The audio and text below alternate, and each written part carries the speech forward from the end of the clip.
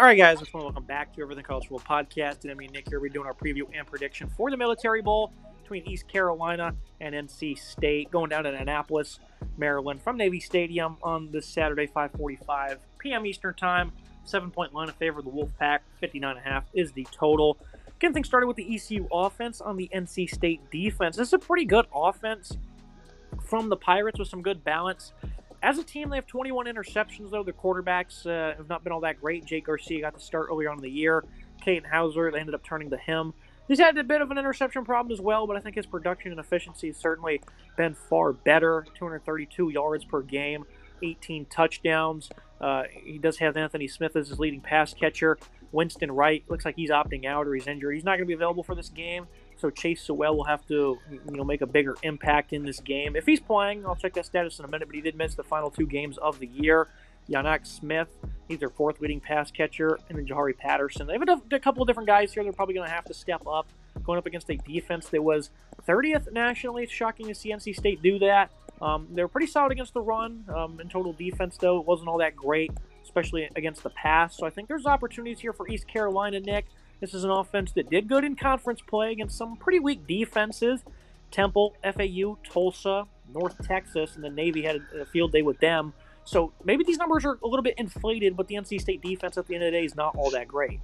This is not a great NC State defense, but this is an offense for ECU that's getting better as season goes on. They made a coaching change earlier in the year, and the defense has gotten better since they made that coaching change. Blake Harrell has taken over, and he's led this team to a 4-1 record, got them to a bowl game, but they started off 3-4 and looked a little lifeless. They went with Hauser, who I think's, been good for this offense, certainly producing more touchdowns than his predecessor, Jake Garcia. 6% comp rate, 1,800 yards passing, 18 touchdowns, 9 picks.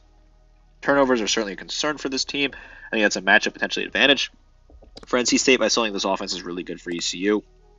Chase Sewell is, entered the portal and signed with Iowa State, so doubtful he is going to play after he signed with the Cyclones. But Anthony Smith should play in this game. He's a talented player, 70-67, 20 yards per catch, and 6 scores for him, while Winston Wright has been a really good red zone threat, 556, 10.3, and 8 scores for him. Yanak Smith needs to step up as well, 378, 17.2, and 3 scores for him. Tyler Savage, who I believe is the brother of a pitching prospect from ECU that got drafted by the Blue Jays, 193 yards receiving for him, and 1 touchdown, 13.8 yards per grab for him as well. Some good numbers from this unit overall. I do think this is a solid passing attack. They're decent on the ground as well. Rajay Harris is a really solid back, 10 touchdowns for him, 946, 78.8 yards per game. Also has a couple of grabs, while London Montgomery and Marvell Gunn Jr. are decent assets in the backfield as well. When you look at this defense for NC State, they've struggled at times this year. They're certainly not playing as great as you would hope. 30 points per game, giving up 102nd in the nation. Giving up a lot of yards as well, 384 per game. Not a very good pass defense either. So there's certainly some issues for the Wolfpack here for me. I'm concerned about what some of this defense will look like. There's some potential opt-outs as well. Not too many, but they may be down a couple of defensive pieces on the defensive line and at linebacker. Curious to see what this defense could look like here. This is a bit of an iffy unit. Yeah, you look at Rajay Harris having a great year. He's had a great career as well. They ran the ball very well over the last month of the season, again, against some pretty ridiculously bad defenses. Most of the top players will still be playing for NC State. Devon Beatty, Sean Brown in the linebacking group, Travell Price, and then Davin Vann, who has 14 TFL and 6.5 sacks, will be getting the go. So this is a pretty sound run defense. I think they can potentially force ECU to be one-dimensional, and this is a team that also has a bit of a weaker pass rush. Davin Vann's really the only guy that gets home, 23 sacks as a team. So it's not ideal. But I think this is a matchup that both teams will have success in. I don't think one's going to be particularly dominated by the other.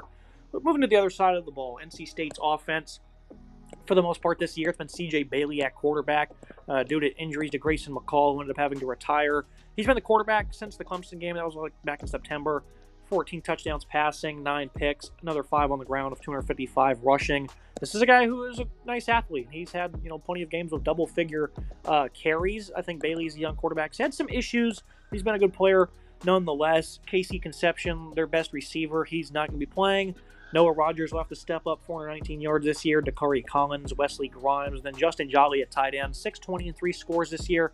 He's going to be their top option going up against a ECU defense that's 93rd ranked against the run, and then 99th in total defense. This is a secondary that I think has played pretty well throughout the year, giving up 235 yards per game, 59% comp rate's nice. They've snagged 13 interceptions.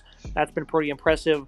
Jamarlee Ridley, the true freshman from Kingsland, Georgia, has been exceptional. 3 interceptions. Gavin Gibson as well. So they've had guys that have been able to make some plays throughout the year in the secondary. Biggest issue for me, Nick, is I just think this run defense is probably going to struggle.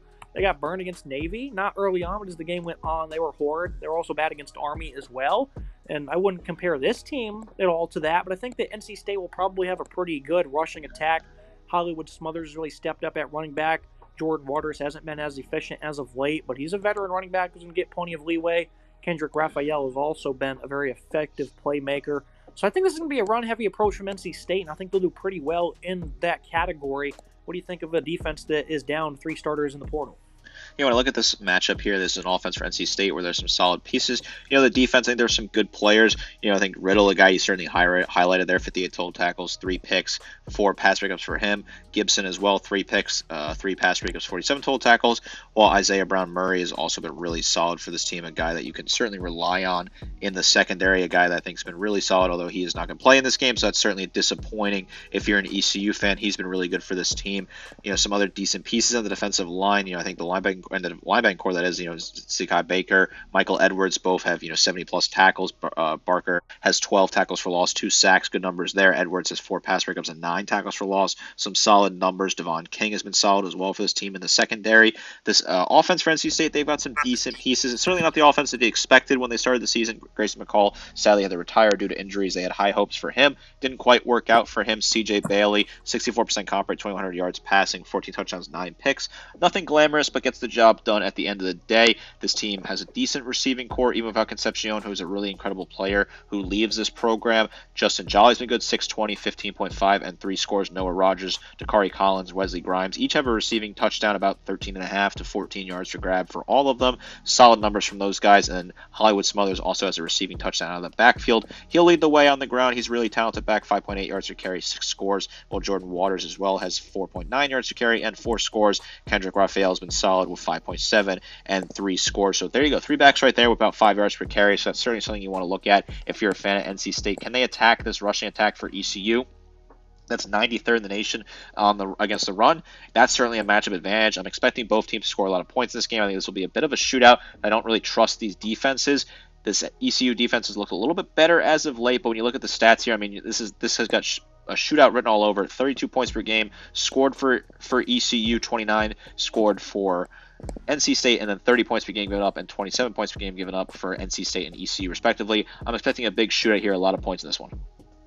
Top linebacker is Zakai Barker in the portal. I assume he won't play in this game, so that'll be a big loss for them. Moving to the final thoughts on the prediction for the Military Bowl. I think I understand why this line's 7, even though the stat sheet's really not all that poor for ECU, and they won 4 games in a row to get here against bad teams. Nick, Temple's not good. Florida Atlantic, they really struggled toward the back half of the year.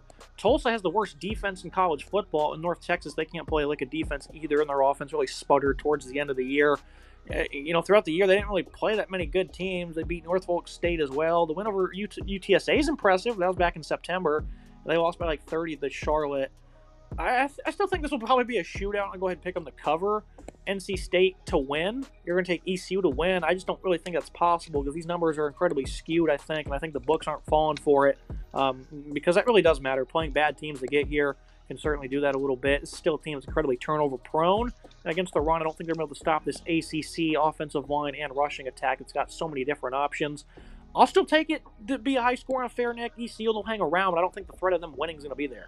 Sure, the numbers are skewed, but I think this ECU team's playing with some mojo. They've played good football as of late. Yes, they're playing bad teams, but this is an NC State team that struggled at times this season. I remember they struggled in their opener against Western Carolina. This is an offense that's disappointing, a defense that's disappointing as well. I think there's some juice here with this ECU team. New coach, balance. They're playing good football. 4-1 under the new coach. A lot of energy with this team. They can beat an in-state rival, get one up on them. This is an underrated rivalry between ECU and NC State, 2 teams that share North Carolina. They don't like each other at all, really. I like the battle potential here. I just think this is a fun little thing. Bowl Mania is kind of crazy. Things happen. I'm taking the plucky underdogs here. I like ECU to win this battle. I think NC State's a good team. They're going to put up a lot of points. I think it's going to be a shootout. I'm expecting a ton of points in this one. But I like ECU here. I think ECU's got some good mojo right now. Can't really explain it. The stat sheet certainly doesn't look in favor of me. making this pick, but I feel good about it. I feel kind of funky about it. I think this is a good opportunity for ECU to get a nice bowl win, get some points on the board, and a good matchup going down in Annapolis. That's going to be it for today's episode. Make sure you guys like, comment, subscribe. See you next time.